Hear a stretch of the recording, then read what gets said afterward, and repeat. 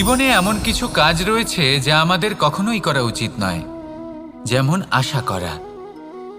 যদি আপনি আশা করেন আর আপনার আশা পূর্ণ না হয়, আপনি খুবই কষ্ট পাবেন।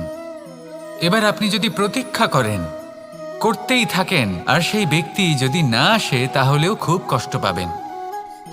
আর হলো তুলনা। আপনি যদি তুলনা করতে যান, তাহলে এটাই ভাববেন যে হয় আমি বা অন্য কোনো ব্যক্তি, এই দুজনের মধ্যে কোনো এক ব্যক্তি নিকৃষ্ট। আর এই ভাবনাটাই হলো অনুচিত। যদি আমরা কথা বলি সেই সব বিষয়ে যা আমাদের করা উচিত, যেমন পরীক্ষা। এই পরীক্ষা সবসময় আমাদের আরো সফল করে তোলে, আরো শ্রেষ্ঠ করে তোলে, আরো উৎকৃষ্ট করে তোলে। আসন্ন মহাসংগ্রামের জন্য আমাদের প্রস্তুত করে তোলে এই পরীক্ষা। তাই এই পরীক্ষার থেকে কখনোই পালাবেন না, এর সম্মুখীন হন। আর হলো কর্ম। কর্ম করা কখনোই বন্ধ করবেন না। তুলনা করার বদলে কর্ম করুন, প্রতীক্ষা করার বদলে কর্ম করুন, আর আশা করার বদলে কর্মই করুন। জীবন সফল হয়ে যাবে। দেখুন, সবার শেষে সত্যি বলতে এই কর্ম আর এই পরীক্ষা, এই দুই আমাদের জীবনকে সুখী করে তুলতে পারে। আসুন আর আমার সাথে ভালোবেসে বলুন, রাধা রাধা। মানুষ তার জীবনে শিক্ষা এবং প্রেম, এই দুই লাভ করে তার মাতা, পিতা এবং গুরুর কাছ থেকে। কিন্তু মানুষ সবথেকে বেশি ভালোবাসে নিজের মাতাকে, কারণ মাতা খুব নির্মল চিত্তে ভালোবাসে, শান্ত মনে আমাদের অন্তরে শক্তির সঞ্চার করে থাকেন, আমাদের উৎসাহ দেন, বলশালী করে তোলেন। ব্যাপারটা কিন্তু এমন নয় যে আমরা নিজেদের বাবা বা গুরুকে ভালোবাসি না, তাদেরকেও আমরা অত্যন্ত ভালোবাসি, শুধু ওনাদের কঠোর ব্যবহার দেখলে আমরা একটু ভয় পেয়ে যাই। এবার ওনাদের এই কঠোর ব্যবহার আমাদের ভালো না লাগলেও অত্যন্ত আবশ্যক, কারণ মাতার থেকে আমরা যে শক্তি লাভ করি তা যেন নিয়ন্ত্রণ হারিয়ে বিধ্বংসী না হয়ে ওঠে, আমরা যেন কোনো কুপথে না চলে যাই, আমরা কখনো যেন দোষ না করে ফেলি। শুধু সেই জন্য পিতা এবং গুরু একটু কঠোর হয়ে ওঠেন, এবং ওনাদের এই কঠোর আচরণ ভবিষ্যতে গিয়ে আমরা অবশ্যই বুঝতে পারি। জীবনে কিছু বছর আমরা এগিয়ে যাই আর তারপর আমরা বুঝতে পারি যে বাবা এবং গুরু আমাদের যথেষ্ট ভালোবাসতেন, কিন্তু ওনাদের ভালোবাসার বহিঃপ্রকাশ আলাদা। প্রয়োজনীয় হলো এটা দেখার, এটা বোঝার যে শুরু থেকে আমাদের প্রতি ওনাদের আচরণ কেমন ছিল। ওনাদের কঠোর হওয়ার পেছনে ওনাদের ভালোবাসাটা বোঝার চেষ্টা করুন, ওনাদের চিন্তাটা বোঝার চেষ্টা করুন, ওনাদের পথপ্রদর্শনের আড়ালে আপনার ভবিষ্যতের জন্য যে পরিকল্পনা ওনারা করেছেন সেটা বোঝার চেষ্টা করুন। তখন আপনারা বুঝতে পারবেন ওনাদের ভালোবাসাকে। আপনার মনের মধ্যে আপনা থেকেই ওনাদের প্রতি সম্মান জেগে উঠবে। নিজের পিতা এবং নিজের গুরু, এই দুজনের প্রতি কৃতজ্ঞতা প্রকাশ করুন আর আমার সাথে ভালোবেসে বলুন, রাধা রাধা। আমি অনেক সংখ্যক মানুষকে দেখেছি, তাদের কাছে অত্যাধিক জ্ঞান আছে, শিল্প আছে, ধন আছে, কীর্তি আছে, কিন্তু তারা এই সব কিছু নিজেদের কাছেই রাখেন, এই সমাজে বিতরণ করেন না। কারণ হলো ভয়। ওনাদের মনে হয় যে যদি আমি এই সব কিছু সমাজে বিতরণ করি, তাহলে সমাজ আমার শিল্প হোক, ধন হোক, জ্ঞান হোক, কীর্তি হোক, সবকিছু চুরি করে নিয়ে যাবে, আর তার বদলে আমি কিছুই পাবো না। এটা কিন্তু সত্য নয়। সত্য হলো এটাই যে যদি আপনি নিজেকে এই সংসারের প্রতি সমর্পিত করেন, তাহলে এই সংসার আপনার প্রতিও সমর্পিত থাকবে। আপনি শুধু ধন, জ্ঞান, কীর্তি, সম্মান পাবেন তাই নয়, বরং এই সমাজ আপনাকে নিজের চোখে হারাবে, মনের মধ্যে স্থান দেবে। তাই এই ভয় ত্যাগ করে দেখুন কিভাবে এই সমাজ আপনাকে প্রেম সমর্পণ করে। আসুন আমার সাথে ভালোবেসে বলুন, রাধা রাধা। জীবন কিসের উপর নির্ভরশীল? ধনের ওপর, বৈভবের ওপর, নিঃশ্বাসের ওপর? না, এই জীবন নির্ভরশীল বিশ্বাসের ওপর। বিশ্বাস নিজের ওপর, বিশ্বাস আমাদের আপনজনের ওপর। কিন্তু যখন এই বিশ্বাস ভেঙে যায়, তখন মানুষের মনও ভেঙে যায়, আর তারপর সে অন্য কিছু করতেই পারে না। তখন কি করা যেতে পারে? তিনটে কাজ আছে যা আপনি করতে পারেন। প্রথম, ভালোবাসা। যাকে আপনি ভালোবাসেন, যারা আপনাকে ভালোবাসে, ভুল যারই হোক না কেন, তার কাছে ক্ষমা চাইতে কখনোই সংকোচ বোধ করবেন না। দ্বিতীয় হলো বিশ্বাস। যারা আপনাকে ভালোবাসেন, আপনাকে বিশ্বাস করেন, তাদের বিশ্বাস কখনো ভাঙবেন না। তৃতীয় হলো আশা। যারা আপনাকে ভালোবাসেন, আপনাকে বিশ্বাস করেন, তাদের আশা আপনার সাথে জড়িত। তাদের থেকে কখনো কিচ্ছু লুকোবেন না। এই তিনটে কাজ করুন আর এই জীবন সুপ্রসন্ন হয়ে বলবে, রাধা রাধা। মানুষের জীবনে দুই ধরনের আবেগ থাকে যা চিরকাল তার সাথে বসবাস করে। প্রথম, স্বপ্ন। দ্বিতীয়, অজুহাত। মানুষ হাজার হাজার স্বপ্ন দেখতে পারে। আমাকে এই কাজ করতে হবে, আমাকে ওখানে ঘুরতে যেতে হবে, আমায় জীবনে এই অসম্ভব কাজ বাস্তবায়িত করে দেখাতে হবে, আদি ইত্যাদি। এবার ঠিক যেমন স্বপ্ন দেখেন, সেইভাবে অজুহাতও খুঁজে নিয়ে আসেন। আমি এই স্বপ্ন পূরণ করতে পারলাম না, কারণ আমাকে কেউ সাহায্যই করল না, কারণ আমি দুর্বল হয়ে পড়েছিলাম, কারণ আমার কাছে সময়ই ছিল না, আদি ইত্যাদি। এবার সাফল্য এবং অসফলতার মাঝখানে এই ধরনের সংঘর্ষ হতে থাকে। সাফল্য তখন লাভ করা সম্ভব যখন আপনার স্বপ্ন আপনার অজুহাতের থেকে অনেক বড় হয়, আর অসফলতা তখন পাবেন যখন আপনার অজুহাত আপনার স্বপ্নের থেকে অনেক বড় হয়। আপনি যদি সাফল্য লাভ করতে চান, তাহলে চেষ্টা করতে থাকুন, পরিশ্রম করুন। যদি অসফল হন, তাহলে ভয়ভীত হওয়ার কোনো প্রয়োজন নেই। নিজের ভুল বুঝুন, তাকে শুধরে নিন, আবার চেষ্টা করুন। কিন্তু যদি নিজের জীবনে অজুহাত নিয়ে আসেন, তখন স্বপ্ন কখনো পূরণ হবে না। আসুন আমার সাথে ভালোবেসে বলুন, রাধা রাধা। ভয়ের সাথে আমরা সবাই পরিচিত, কষ্টও আমরা সবাই পেয়েছি। কখনো কখনো আমরা অসুস্থ হয়ে পড়ি, আর এমন সময় হলে মাতার মমতা, কখনো বাবার স্নেহ, কখনো বন্ধুদের পাশে থাকার অনুভূতি আমাদের রোগ নিরাময়ে সাহায্য করে। কখনো যদি আমরা নিরাশ হয়ে পড়ি, তখন যদি আমাদের কোনো আপনজন আমাদের দুটো ভালো কথা বলে, তখন আমাদের মনোবল বেড়ে যায়। ঠিক তেমন সংসারের এই রঙ্গমঞ্চে যদি আপনি পীড়িত অনুভব করেন, কিছু শুভ কথা আলোচনা করুন, কিছু স্তুতি গান করুন, কিছু মুহূর্তের জন্য হলেও নিজের ইষ্টদেবের কথা স্মরণ করুন আর প্রার্থনা করুন। সাহস বাড়বে, শক্তিও বৃদ্ধি পাবে এবং সামনে এগিয়ে চলার পথও দেখতে পাবেন। তখন এই মন প্রসন্ন হয়ে বলবে, রাধা রাধা। কখনো কখনো অন্ধকারের সাথে লড়াই করার জন্য আমরা প্রদীপ জ্বালাই।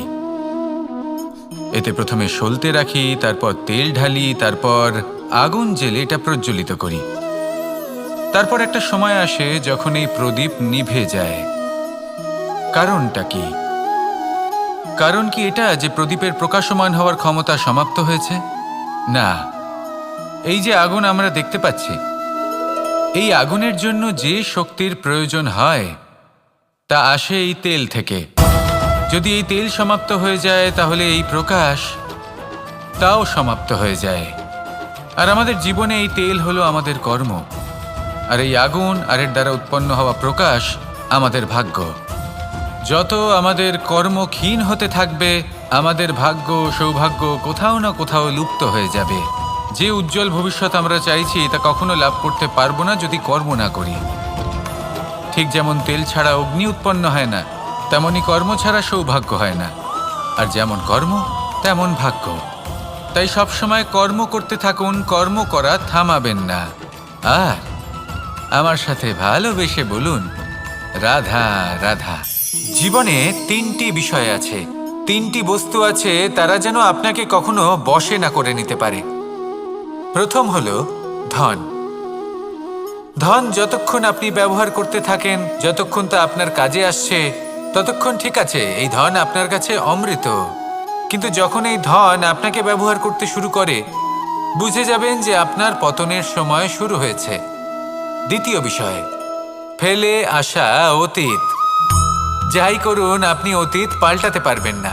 আর এই সত্যিটা আপনিও জানেন, কিন্তু তাও এর বশবর্তী আমরা হয়ে পড়ি। আর যখন তাই হয়, তখন এই সংসারে আমরা যেখানেই যাই না কেন, যত বড়ই সুখ লাভ করি না কেন, সেই সব আমাদের কাছে তিক্ত বলে মনে হয়। তৃতীয় বিষয়, আপনার আশেপাশের মানুষ ভিন্ন ভিন্ন ধরনের মানুষ হয়, যাদের চিন্তা ভাবনা এবং দৃষ্টিভঙ্গি ভিন্ন ভিন্ন প্রকারের। যদি এদের বশবর্তী আপনি হয়ে পড়েন, তাহলে কেউ বলবে এটা করো, এটা ভালো, কেউ বলবে এটা করো না, ওটা করো, ওটা ভালো কাজ, কেউ বলবে এই দুটোই করো না, অন্য কিছু করো। এই কথাগুলিতে আপনি এতটাই জড়িয়ে পড়বেন যে আপনি লক্ষ্যভ্রষ্ট হয়ে পড়বেন। তাই এই 3 বিষয় থেকে সাবধানে থাকবেন।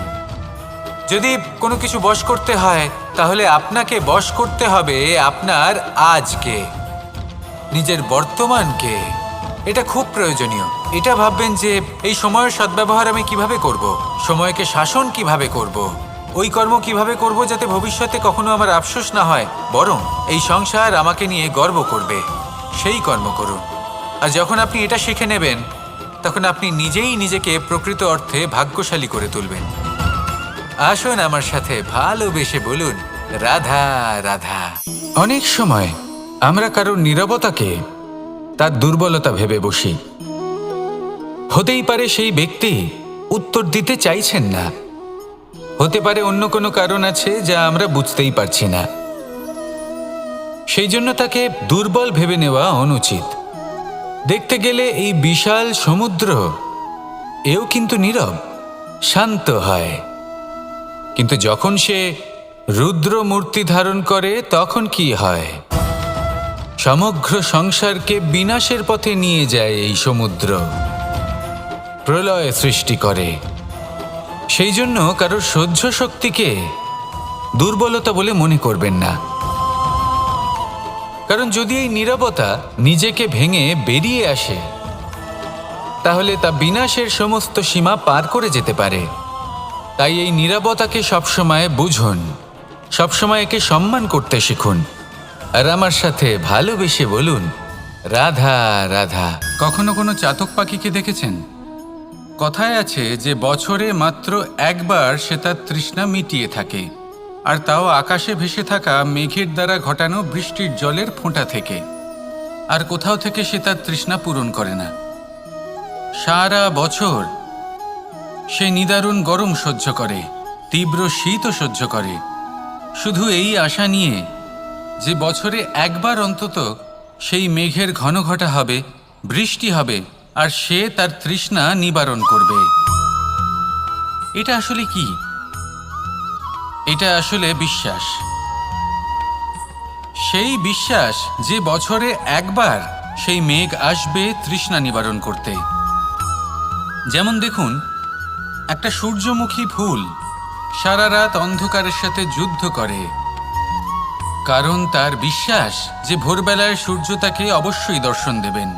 সেটাও বিশ্বাস ছিল যার ওপর ভরসা করে মনু একটা নৌকা নিয়ে বেরিয়ে পড়েছিলেন এবং সমস্ত সৃষ্টিকে প্রলয়ের হাত থেকে বাঁচিয়েছিলেন। সেটাও ছিল ভালোবাসার প্রতি বিশ্বাস, যার ওপর ভরসা করে বানর এবং ভাল্লুক সেনা নিয়ে শ্রীরাম আক্রমণ করেছিলেন সমস্ত বরদানপ্রাপ্ত অসুরগণ এবং রাক্ষসগণের লঙ্কায় এবং জয় লাভ করেছিলেন। এই বিশ্বাসই হলো এই বিশ্বের আশা। বিশ্বাস রাখুন যে আপনি হলেন সর্বশ্রেষ্ঠ এবং শুধুই নিজের কর্ম করতে থাকুন। এই বিশ্বাসের আশাই আপনাকে প্রতি মুহূর্তে বল প্রদান করবে। এ হলো আমার বিশ্বাস। আসুন আর আমার সাথে ভালোবেসে বলুন, রাধা রাধা। যোগাসন। যোগাসনে আসন অত্যন্ত গুরুত্বপূর্ণ। এবার আমি বলবো সবথেকে শ্রেষ্ঠ আসন কোনটি। আশ্বাস। নিজেকে আশ্বস্ত করতে থাকুন যে আমি আছি, সব ঠিক হবে, যা হচ্ছে ভালোর জন্য হচ্ছে। এই আশ্বাস আপনাকে জীবনে এমন ধন্যাত্মক বিশ্বাস দেবে যে আপনি বড় বড় সমস্যার সমাধান করতে পারবেন। এবার যদি কথা বলি সবথেকে কঠিন সময়ের, তাহলে সেটা হলো বিচ্ছেদের। যা মা সীতাকে সহ্য করতে হয়েছে শ্রীরামের জন্য রাধা কৃষ্ণকেও সহ্য করতে হয়েছে। যে ব্যক্তি বিচ্ছেদের সময় সঠিক পথে চলে এসেছে সে জীবনে অনেক শ্রেষ্ঠ স্থানে অবশ্যই পৌঁছতে পারবে। এবার যদি কথা বলি সবথেকে জরুরি এবং গুরুত্বপূর্ণ সময়ের, তাহলে সেটা হলো সংযোগ। সকলকে সাহায্য করতে থাকুন। আপনি অন্যদের সাহায্য করে তাদের যত আনন্দ দিতে পারবেন ততটাই আনন্দ আপনারও জীবনে অবশ্যই আসবে। আসুন আর আমার সাথে ভালোবেসে বলুন, রাধা রাধা। সংসারে সকলে উঁচুতে উঠতে চায়, কেউ নত হতে চায় না। সবাই এটা মনে করে যে নত হওয়ার অর্থ হলো তাদের আত্মসম্মান এবং অহংবোধের বিরুদ্ধাচরণ করা। তাদের মনে হয় যে যদি আমরা নত হই সংসার আমাদের দুর্বল মনে করবে, তাদের শৌর্য এবং তাদের ব্যক্তিত্বের অপমান হবে। কিন্তু এটা কি সত্যি? প্রত্যেকবার নত হওয়ার অর্থ কি সম্মানহানি হওয়া? কখনোই নয়। আপনি নিজের জীবনকেই দেখে নিন। আপনার কোনো অমূল্য জিনিস যদি নিচে পড়ে যায় তাহলে তাকে কিভাবে তোলেন? সেই বস্তুকে তোলার জন্য আপনাকে নত হতেই হবে। আপনি বড়দের আশীর্বাদ কিভাবে লাভ করেন? আপনি নত হয়ে তবেই তাদের আশীর্বাদ লাভ করতে পারেন, তাই না? ভেবে দেখুন, আপনি একটা পথে হাঁটছেন, আপনি দেখতে চাইছেন যে আপনি সঠিক পথে হাঁটছেন কিনা, পায়ের নিচে কাঁটা পড়ে আছে কিনা। কিভাবে দেখবেন? আপনাকে সেই মাথা নত করেই দেখতে হবে। এর অর্থ কি? অর্থ খুব সহজ। প্রত্যেকবার নত হওয়া অনুচিত নয়, সেটা কোনোভাবেই সম্মানহানি নয়। পরিস্থিতি অনুসারে এবং যেখানে প্রয়োজন আপনি নত হতে শিখে গেলে আপনি অনেক কিছুই লাভ করতে পারবেন। জ্ঞান, মান, গুণ, বিশ্বাস। সেই জন্য প্রয়োজন এবং পরিস্থিতি অনুসারে নত হতে শিখুন, এতে অনুচিত কিছুই নেই। আত্মসম্মান থাকা অত্যন্ত প্রয়োজনীয়, কিন্তু তা যেন কখনো অহংকারে পরিণত না হয়। এই বিষয়ে অবশ্যই নজর রাখবেন এবং আমার সাথে ভালোবেসে বলবেন, রাধা রাধা। আমাদের জীবনে অনেক ধরনের ব্যক্তি এসে থাকেন। কেউ কেউ আমাদের সাথে থেকে যান, কেউ আমাদের থেকে দূরে চলে যান। কেউ ভালো মানুষ হন, কেউ খারাপ মানুষ। কিন্তু আমরা সবসময় সেই সময়টাকে নিয়ে দুঃখ প্রকাশ করি যখন আমাদের জীবনে কোনো খারাপ ব্যক্তি প্রবেশ করেন। তারা আমাদের খারাপ অনুভূতি দেন, দুঃখ দেন, কষ্ট দেন। আমরা সবাই তাকে ভালো মন্দ কথা বলি। কিন্তু কেন? এমন বিভিন্ন ধরনের মানুষ, খারাপ মানুষ, ভালো মানুষ সবার জীবনেই আসেন এবং সকলকেই একটা অমূল্য শিক্ষা দান করে যান। এবার আপনি নিজেই ভেবে দেখুন, জীবনে যখন প্রথমবার আপনি আগুন স্পর্শ করেছিলেন তখন আপনি একটা শিক্ষা লাভ করেছিলেন যে আমাকে আগুনের থেকে একটু দূরে থাকতে হবে। তারপর আস্তে আস্তে আপনি শিখলেন যে কিভাবে এই আগুনকে নিয়ন্ত্রণে রাখতে হবে। তারপর আপনি শিখলেন যে কিভাবে নিজের জীবনে তাকে প্রয়োগ করতে হবে, তা সে অন্ধকারে প্রকাশ লাভ করার জন্য হোক বা খাবার বানানোর জন্য। সেইভাবেই কোনো খারাপ ব্যক্তি যখন আপনার জীবনে আসে কোনো শিক্ষা দিয়ে যান, তার প্রতি কৃতজ্ঞ থাকুন। তার বিষয় খারাপ ভাবার বা খারাপ অনুভূতি নিয়ে থাকার কোনো প্রয়োজন নেই। সেই শিক্ষা লাভ করুন, ইতিবাচক মনোভাব নিয়ে জীবনের সামনে এগোতে থাকুন। কেউ নেই যিনি আপনাকে বাধা দিতে পারেন। আসুন আমার সাথে ভালোবেসে বলুন, রাধা রাধা। অনেক সময় আমরা জীবনে অনেক মানুষকে এমন বলতে শুনে থাকি যে আমি অসফল হয়েছি কারণ আমার সময় ভালো যাচ্ছিল না। আমি এই জিনিসটা লাভ করতে চাইছিলাম কিন্তু করতে পারলাম না কারণ আমার সময়টা ভালো যাচ্ছিল না। আমি আমার জীবনে ওই মহান কাজটা করতে চাইছিলাম কিন্তু করতে পারলাম না। কেন? কারণ আমার সময়টা ভালো যাচ্ছিল না। কিন্তু যে মুহূর্তে ভালো সময় আমার জীবনে আসবে আমি সব কিছু প্রাপ্ত করব। এমন প্রায় প্রত্যেকেই বলেন। আসুন একটা কথা বোঝা যাক। একজন মালিকে দেখুন, সে প্রত্যেক দিন গাছের সেবা করে, তাকে জল দেয়, তার যত্ন আত্তি করে। কেন? প্রত্যেক দিন সেই গাছ ফল দেয় না। সঠিক সময় এলে তবেই সেই গাছ ফল দেয়, কিন্তু প্রত্যেক দিন মালি তার সেবা করে, তাকে যত্ন করে। শুধুমাত্র তখন করে না যখন সেই গাছ ফল দিতে সক্ষম। আর যদি মালি গাছের যত্ন প্রতিদিন না করে তাহলে হয়তো সেই গাছ ফল দিতেই পারবে না। এটাই হলো আমাদের জন্য একটা শিক্ষা। যখন সময় আমাদের জন্য অপেক্ষা করে না, তখন আপনি সময়ের জন্য কেন অপেক্ষা করছেন? ভালো সময়ের জন্য অপেক্ষা করবেন না। ভালো এবং শুভ কর্ম দ্বারা ভালো সময়কে নিজের কাছে টেনে আনুন। নিরন্তর কর্ম করুন, পরিশ্রম করতে থাকুন। শুভ সময় আপনা থেকেই আপনার কাছে আসবে। আসুন আমার সাথে ভালোবেসে বলুন, রাধা রাধা।